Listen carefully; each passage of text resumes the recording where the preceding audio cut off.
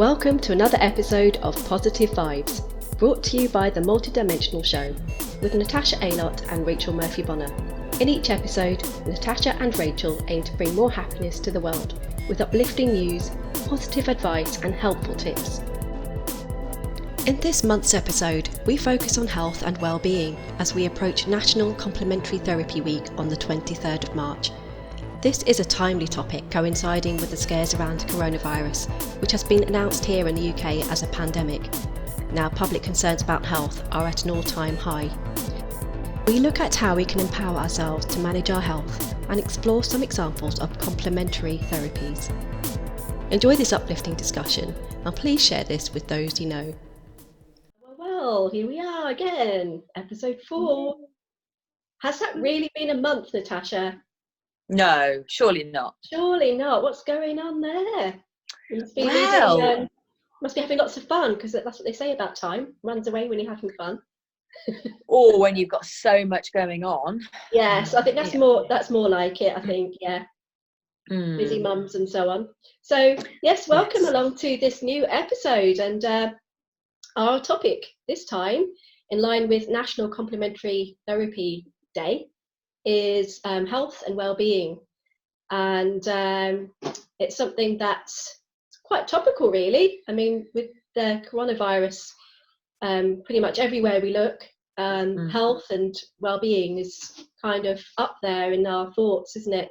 Yes. As a nation, as a world, as humanity, and everyone's kind of looking for ways to keep themselves safe and keep themselves protected, and keep themselves in good health. So yeah, I did a bit of research on it, and I think there's still a lot of way to go before people find an official cure for it, but it's quite interesting to note that the World Health Organization have now taken on the study of complementary therapy, and more specifically Chinese medicine, in search for a cure. So I think that's really encouraging. That's now on the table. They're looking at the Chinese have actually made a list of all their kind of like conventional medicines that are out there for various illnesses, and then listed the ones that they have in their sort of compilation of alternative therapies. And they're doing a lot of research into it now. But there's known benefits with complementary therapies, as we know. With Reiki. Natasha, you've been working with Grenville Williams, who is a Reiki master. Yeah, well, this is all the Sekhem that we're doing together. Yes, Sekhem, yes. Yeah. So she's Japanese and Egyptian healing meditation. Yes. It's very, very powerful and gentle. It's absolutely beautiful. So we've got our next event later on this month, and then next month we've got a full day. So if you're interested, let me know. I shall share the details with me. Yeah. It's interesting what you say about the coronavirus, Rachel, and good evening to you, and good evening everybody out there, by the way. Yeah. And good evening to David, our techie in the background, techie director. Hey. Actually, my builder, who I'm hoping to get out to do some work on a house, is actually in quarantine for 14 days, just flown back from Italy. Wow. So he cannot go anywhere for 14 days. So that's actually, when you say, it's quite topical. And love what you say about the World Health Organization bringing in the complementary therapies and things like that, and also bringing in the Chinese wisdoms, because actually in hospitals, many hospitals there, they have pharmacies where you can choose whether you have the traditional medicine, like the alternative therapies and the wisdoms of China, or you can go for the pharmaceutical medicines, and basically you just walk in and you go to either this window for the homeopathic, or you go for this window for pharmaceutical. I mean, how amazing is that? So, yeah, I did not know that. That's amazing. They're honouring both, you see, and I think that's really important, because some people will always only want holistic, like you and I, unless our lives depend on it, and that we might consider something else, because the doctors do a great job, and there are other people who only want pharmaceutical, but actually they may get curious about holistic treatments, and more traditional methods, plant-based medicines and things like that. So I love that. I think that's such a great thing, and we do have to take care of ourselves. I know this is a flu, I know this is like a epidemic, pandemic, whatever now, and everybody's stuck in fear, and we all know that the opposite of fear is love, right? So the drama, the gossip, the craziness of it all is really getting out of proportion here, and I understand that people, they want to keep it confined, and people are demanding, what are you going to do about it, to their governments, so they're closing the borders and all of this sort of thing. But if we go back to the very beginning and we look at our bodies and how they're meant to work, when you start off with your gut health, taking care of your gut health, that means that when your gut health is healthy, then your immune system is boosted. When your immune system is boosted, then it fights all diseases coming your way much more effectively. So when you're eating much more healthy foods, so things like nuts and seeds and pulses and salads and fruit and vegetables, and much more things that have come out of the ground and off a tree rather than manufactured and processed, then that's going to serve your body much, much better. Whereas and we know this, you and I practice this, and many of you out there practice this also, which is fantastic. Whereas, when you eat processed foods and foods that haven't been, have been like a very long time since they left the ground or came off the tree, then you're not actually giving your body what it really, really needs. And then your immune system gets depleted because you're not serving your gut. So the gut is a really good place to start. So I would invite everybody to do their own research on that, because there are so many things out there on YouTube, on Google. You can research all of these things, but you've got to look after your gut health. That's the most important thing. Get healthy, have some sunshine, get out into the nature, limit your phone use or your all of your social media, and take care of this vehicle, because it's your vehicle for life. And when you talk about vehicles, you wouldn't put orange juice in your car, would you? No. So not knowingly. not on a good day. No. And therefore, why would you put things in your body, in the vehicle that you have to be in for all your life, that aren't going to serve you? So I think it's about re-educating yourself and taking responsibility for yourself and being mindful. Yes, very crucial.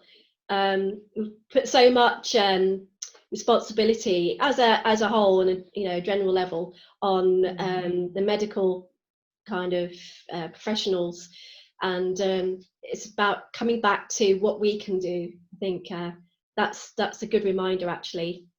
Pretty basic things like a diet, taking out refined sugars, increasing fiber content, which feeds the good bacteria in our gut, only taking antibiotics when it's absolutely essential to, and trying other methods before it gets to that point, besides obviously hygiene. Why is that though, Rachel? Why do we want people not to take antibiotics unless it's absolutely necessary? Because antibiotics kill not just the good bacteria in our the bad bacteria in our guts, that is, and in our bodies, that are causing whatever illness it is that it's supposed to be treating, but also the good bacteria. And now the good bacteria is what keeps our gut in balance and keeps our gut working efficiently and digesting food properly, and that has knock-on effects on our immune system. And it also means that we're not adding to the viruses that are now coming out because they're becoming resilient to the antibiotics that we are currently taking. By actually taking antibiotics, we encourage viruses to find new ways to reproduce and to spread. So for those two reasons, having antibiotics needs to be thought about before they're just immediately taken. And you see it, actually, it's quite good in the surgeries. I've noticed they've got posters up saying, or TV screens with messages on there saying antibiotics are really for, last resort. They do kind of have the effect of encouraging, new viruses to reproduce. So do take it as a last resort. So it's good, isn't it, that that message is going out there now. Yeah. But yes, and that is really interesting. Yeah, it is. It's yeah, because actually it makes you wonder, doesn't it, with so many viruses around and so many more people having antibiotics, are we actually creating an environment externally and also internally in our own bodies that attracts more viruses, because they mutate in the body, don't they? And so if you get a virus and then you're around me and then I get the virus that's come from you, it mutates in you and it comes to me and you mutates again before it goes on to the next person. So it's, if we can, as you say, boost our immune system by taking care of our gut health and avoiding antibiotics if we can possibly do so, then we are helping our bodies and therefore our environment in terms of humanity to actually fight these nasty diseases, be them bacterial or be them viral. And moving forward, we strengthen our own system and evolve as human beings, because actually we're not evolving as human beings when we're going to the pharmaceuticals, when we're going to the antibiotics, and when we're not having pure plant-based and holistic foods. And I love what you say about the sugars and things, because there's natural sugar in fruit, and actually in most foods, and people don't think about it. They go, we must add sugar in tea, must add sugar on cereal, must add sugar. Well, actually, we don't need all this sugar. I don't eat sugar at all in anything, unless my daughter makes a cake and I have a slice. That's because she's such a fantastic baker, of course. But the other thing you were saying with, in fact, she made a chocolate cake the other day. It's got 4 tiers and she hasn't quite finished it. And I'm like, please, can I have a piece? She says, I haven't finished it, Mum. It's not perfect yet. I'm like, okay, I'll wait. I know. Yes, hide it away. No, very tempting because I do like chocolate. Well, she made it from dark chocolate and fresh ginger. So actually, I know. So come round. Yeah, you will. I'll put the kettle on. Excellent. But also, with things like potatoes, people, potatoes were introduced into this country obviously many years ago now, and they became our staple diet, and we saw them as a vegetable, where in actual fact they're pure starch.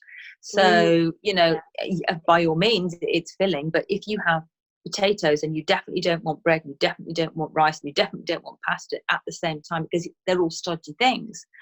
So I mean, I've made the transition from potatoes to sweet potatoes, because sweet potatoes are delicious either baked or you can chop them up and have them as wedges, and I just love the flavor. It's rich and it's quite sweet. So even if it's just making a little shift like that, they're really ready available. And then with flour, go from white flour to brown flour to rye flour to grain flour, going from white pasta to whole wheat pasta. I use a lot of quinoa in my cooking. I don't know what you use as an alternative, as vegans.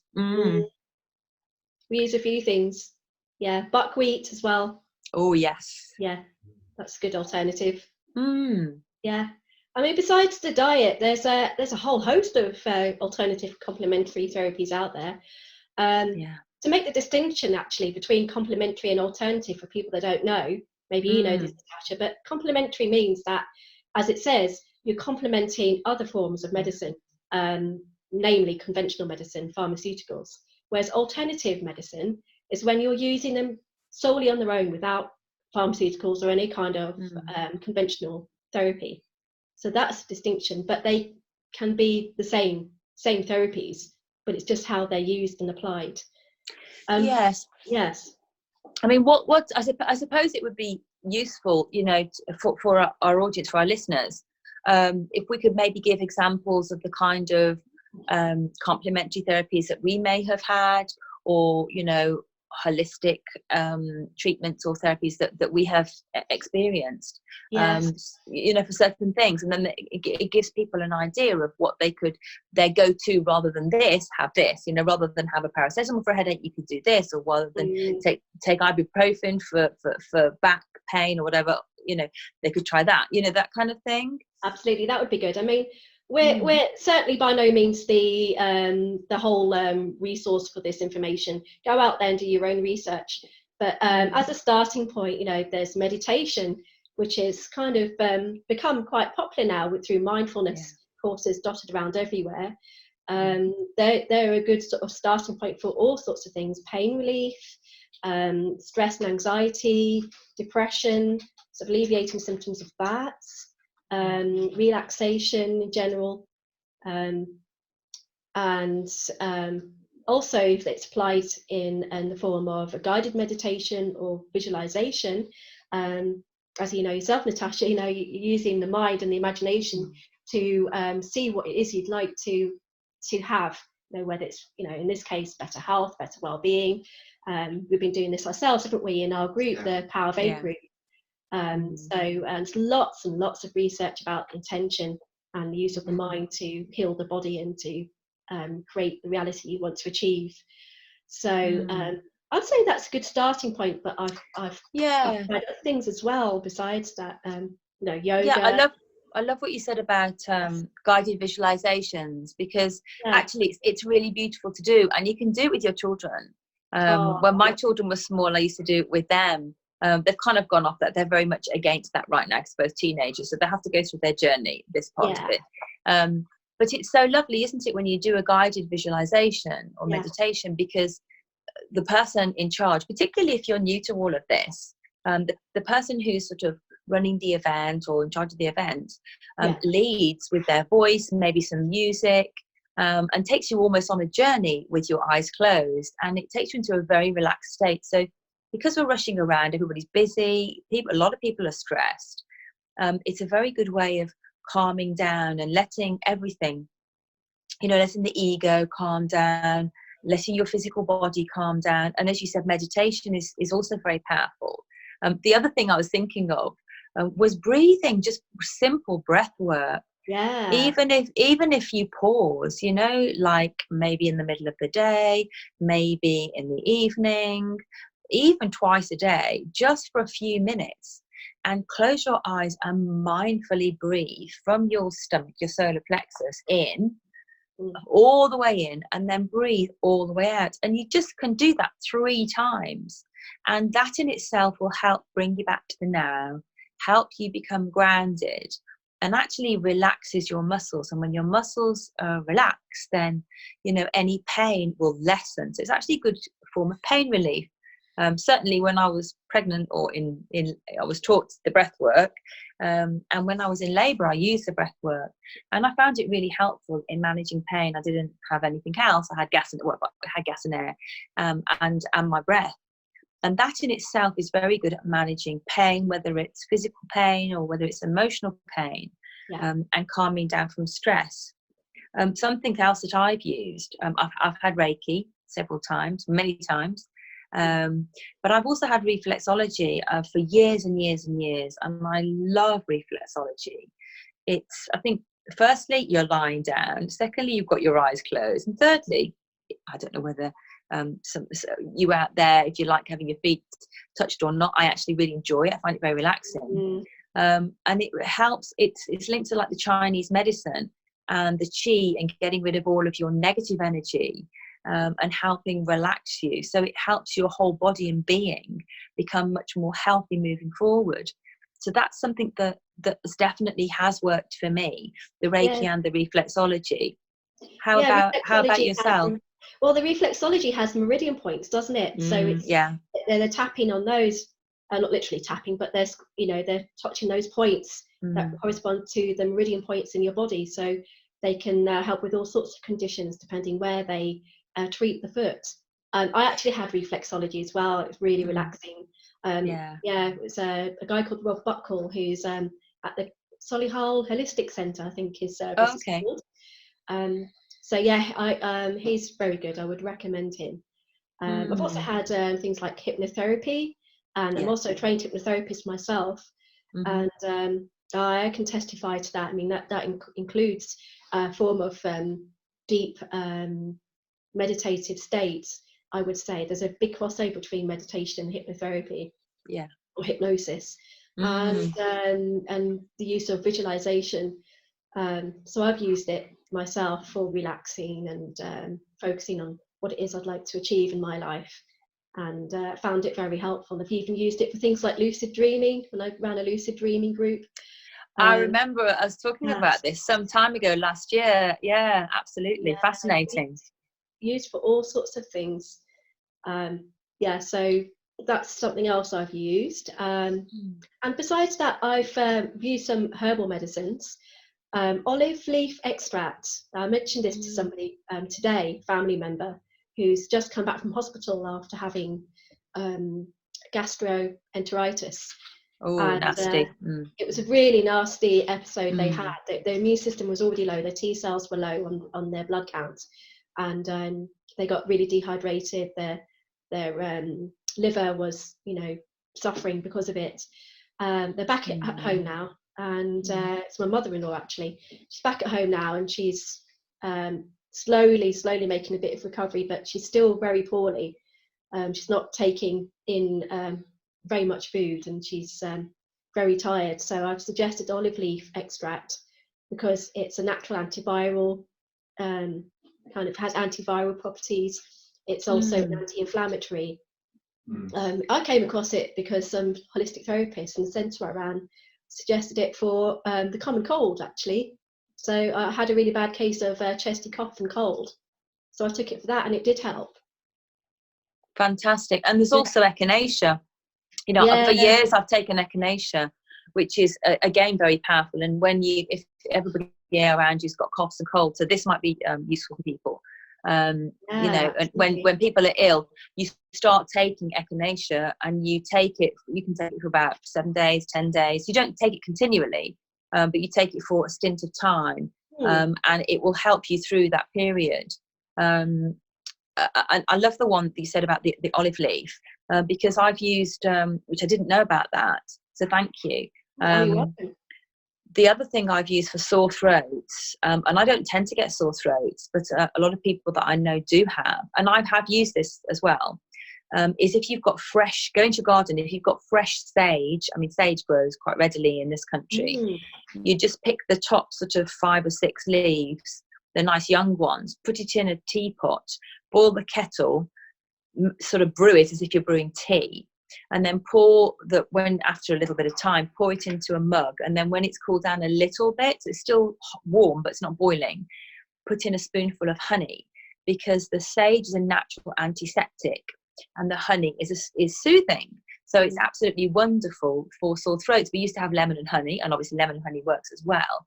And you can even use lemon and honey and sage leaves. I mean, sage is quite strong, so it's not everybody's cup of tea, as it were. But it does have a natural antiseptic. So I mean, there are so many things out there. Just growing in our garden. I tend to go outside in the mornings, and I'll take a couple of tiny weeny leaves of sage, chew them up with a little bit of rosemary, a little bit of fresh parsley. And that sets me up for the day. And that's after I've had some lemon and honey to kick it off, to clean my pipes and tubes, as it were. Just a couple of glasses of fresh lemon and ginger with a bit of honey in. It works a treat. It works a treat. So simple things like this that we kind of were forgetting about. We need to bring out the old wisdoms and share these stories that used to be passed down from our grandparents and their parents and so on and so forth.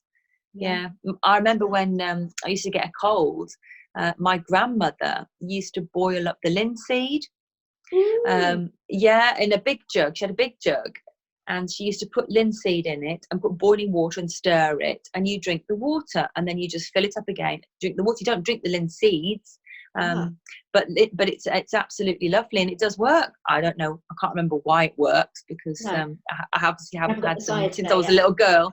No, I didn't have the science, but check it out. These things are all good. So absolutely, get curious, get Googling, have a look. There's so much, as you said, there's so much information out there to help us empower ourselves, educate ourselves, heal ourselves. Yes. Actually, a lot of the pharmaceuticals have been inspired or come about from the compounds that are found naturally in the remedies of the old, old times. So, they knew that these were effective, and then they sort of synthesized the compounds within these natural remedies. So, why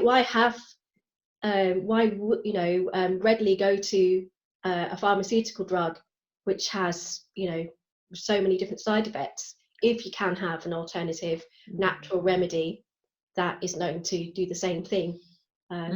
Makes sense to try that first. I tell you what else is really good, and this made me laugh at first, because at the top of my garden I have so many stinging nettles, and I'm like, oh my gosh. And for the first few years, I mean, I'm talking about 11 years ago now, I used to literally pull them out, and it used to get on my nerves every year. But now I understand how they're full of vitamin C. You can make tea with them. Pick the tender leaves at the top. You put them in hot water, or you clean them in. Put your rubber gloves on to pick them. Soak them in water to clean them, and then take the top leaves off. Put them in the teapot, or even in the mug. Put hot water on. It's absolutely wonderful. Absolutely wonderful.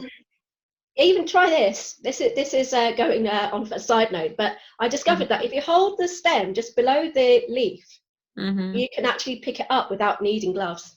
If you're out and about, you don't have anything to hand. But I have done it, but I also get stung trying it. It's nice. It's a good challenge. I've heard of people that actually. What is this about walking over nettles? Have you heard of this?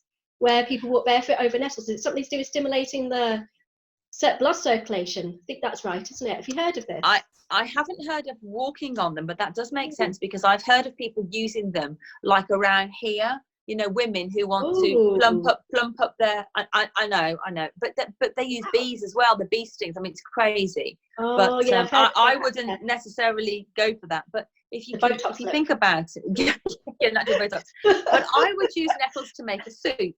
Yes. So I would use like garlic and onions and nettles, and then you boil them in the normal way, and a bit of salt and pepper into flavour and what have you, and then you whisk it up, and it's absolutely delicious. It tastes a little bit like watercress soup, but you've got the natural vitamin C, which is very powerful. Yes, nettles. Absolutely, and iron. And it's for free it's for free in the garden, you see. So there you go. Yes, and another thing as well, dandelion leaves. Yes. I'm getting all excited now about all these things we can find in the garden. I know. We'll be foraging around for breakfast, won't we, tomorrow? Yeah. Dandelions on toast. Yeah, dandelions on toast. You can actually like put them in, make up like a little batter, and then just deep fry them, the little dandelions, and make them into like a salady thing. And there's something else. Courgettes.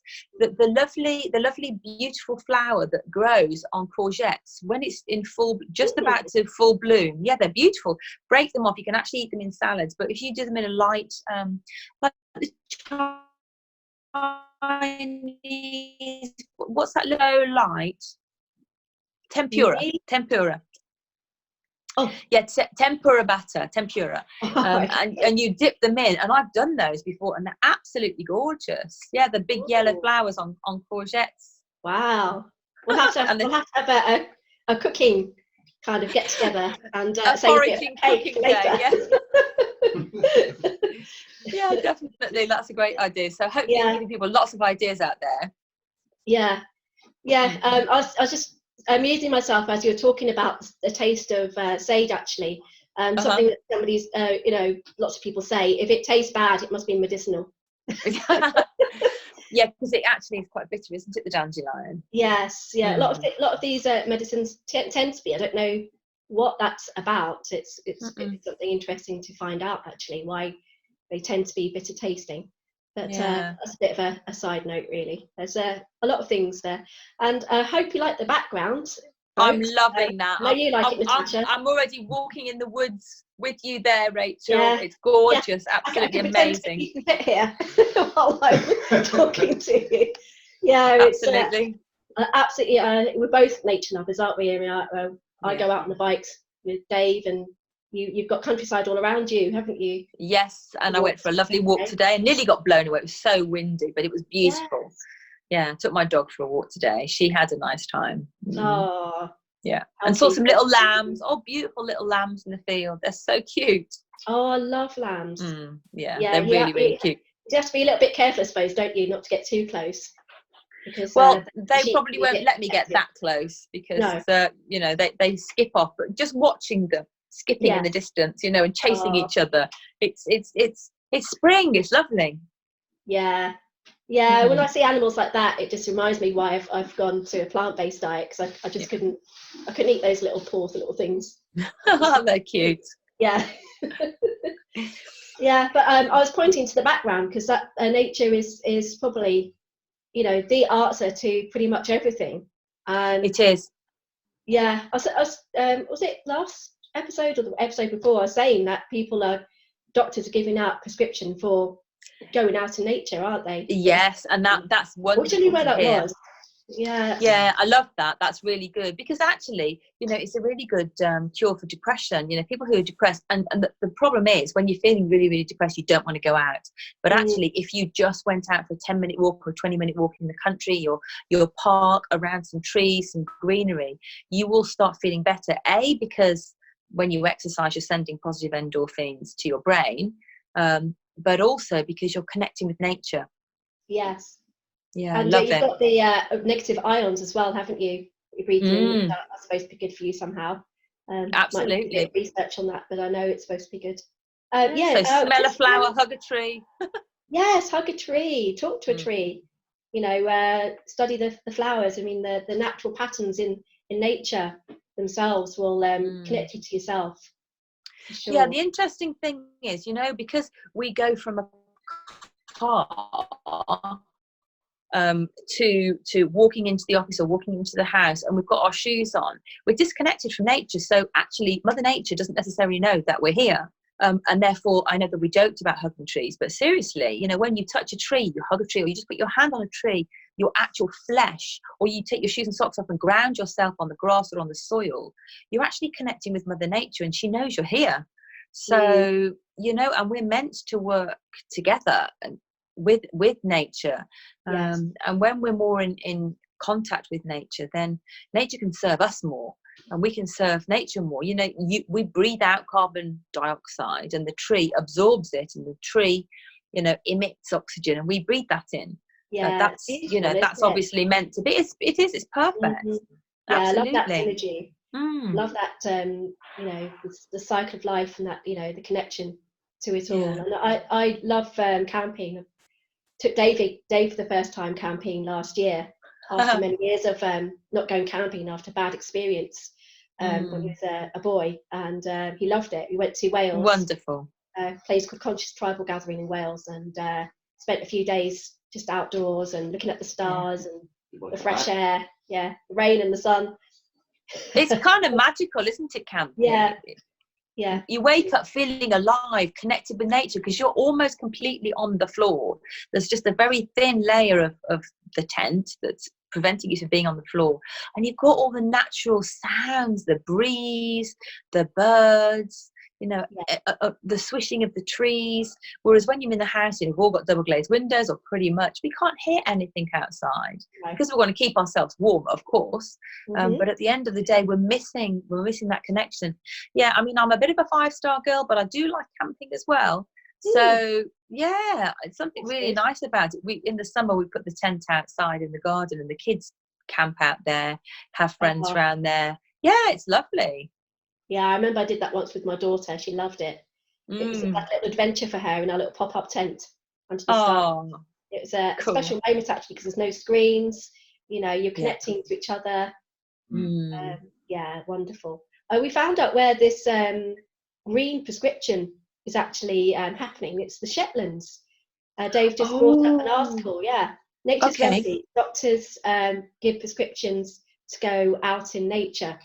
So in the Shetlands, wonderful. The Shetlands. Yeah. Well, the Shetlands are wise and need to spread the word down south, and in fact, north, south, east, and west. Yeah, thank you to the Shetlands. Please, yes, you are setting the way for us all the doctors out there. Well done, Dave. Thank you very much for that. We like a bit of research, a bit of science to back it up. Yeah. That's all right. Wow. Yeah, we've covered a lot of ground there. I hope this is helping people. I'm sure it is. Yeah. Yes. Yeah. For besides the herbal remedies and meditation and so on, I've done some yoga, which is also very good for people that well, everybody needs to move, but for people that feel they need to kind of deal with specific issues like back pain, or with particular issues with tightness or tension, yoga is another great thing to do. Moving the body.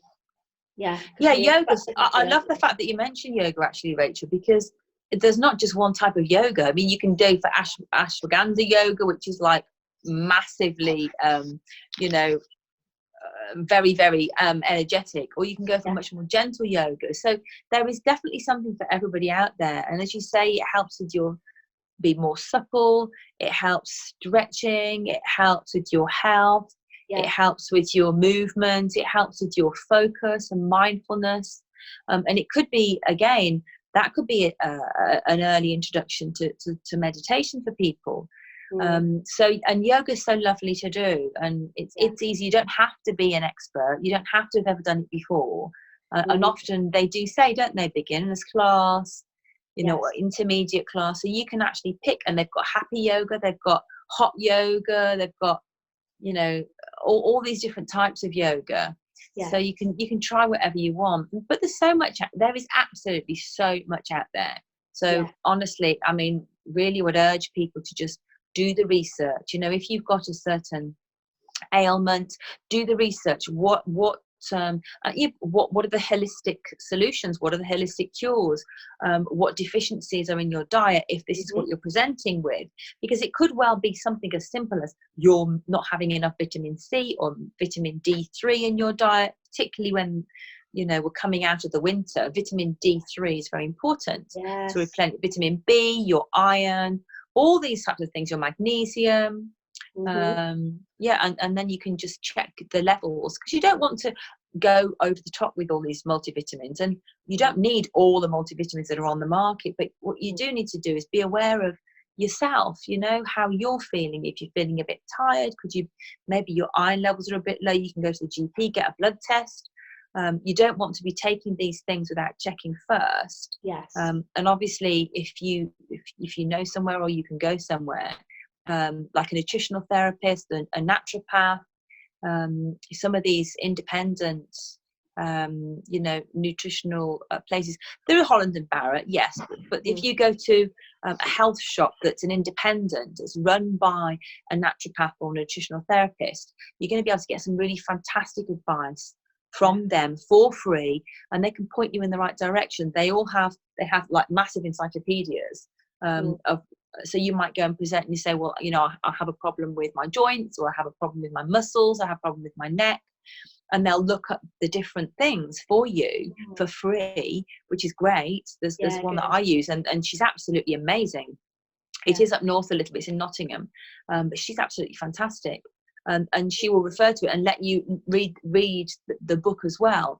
And so you can get a tincture for it, or essential oils for it. So you might not even have to ingest it, you might rub it on your skin. I've just bought some oregano oil, which is so powerful, but in 100 ml of carrier oil, which you can use olive oil for, literally all you need is like 4 drops, and that can last for ages. So you just rub it on your skin and you're getting that. Things like cloves are very good, but pretty much anything. So there's lots of information out there, and as you said, you can Google it, or look it up, research yourself, and educate yourself. Empower yourself. Indeed. Sure. So Ian has joined us. We have a viewer. Ian's just joined us. I don't know if Ian wants to say hello. Good evening, Ian. How are you? Joining us. How are you doing? Good. Hi. Hey. Hey, how you doing? Good. You can't hear me. You can't hear me. Good that you could join us, Ian. Yes, we know Ian, actually. Thank you for your support and joining us. Ian, don't want to put you on the spot, but do you have anything to share? I mean, have you used any complementary therapies yourself? I'll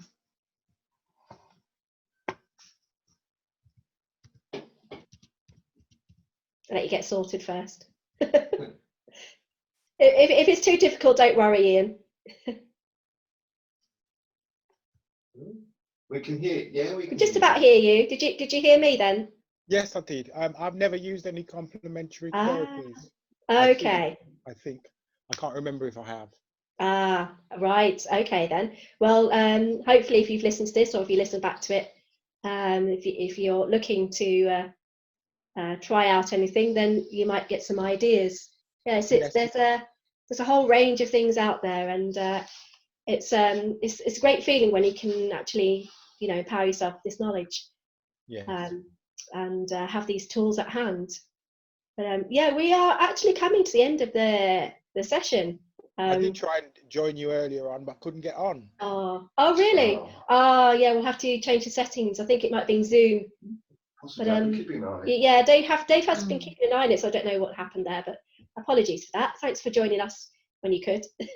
Yeah. We'll post the edited version of this video with our intro to it later, probably in the next few days, and it'll be on here and on YouTube, so you can listen back to it, Ian. Yeah, I look forward to that. Yeah, great. And for anybody else out there, thank you for joining us and for watching this if you're watching it later. And anybody that wants to share any links or recommendations, if you are a holistic therapist, complementary therapist yourself, please do share anything that you think is relevant on the comments, or in the post that we post later with the video, because it's all about empowering people and sharing what we've got and what's on offer. Yes, a friend of mine is a nutritional therapist. Her business is Flow. I think she's on Facebook as Flow. Her name's Helen LeVay. So Leve is her surname. And she's done a lot of posts about healthy cooking because she's diabetic. She had gestational diabetes when she was pregnant with her twin boys. And then it went away, and when she was pregnant with her daughter, again she had gestational diabetes, but then it didn't go away when her daughter was born. So she's studied everything, and she does recipes, and she's got her own practice as well, just in Staffordshire, in between here and Staffordshire. So I'll ask her if she wants to maybe post a link to her page or something on this. She's great, isn't it? When people have a challenge, whether it be health or anything, and then they go on to actually help other people and empower themselves. Definitely. To find the solution. Fantastic. Absolutely. Yeah, it is. It's wonderful. Yeah, a very good topic. Yes. Sorry to cut you off short there. I was just going to say we better wrap up there. Yes, indeed. So it's been a pleasure, Natasha, talking to you and having a great conversation and sharing a few laughs. Yeah, likewise, Rachel. Lovely to see you again, and thank you everyone for listening. And hopefully, this video has helped you and empowered you. Yes. Have a healthy, happy, and wonderful month ahead, and we'll see you again very soon. Definitely. Okay. Bye for now. Bye.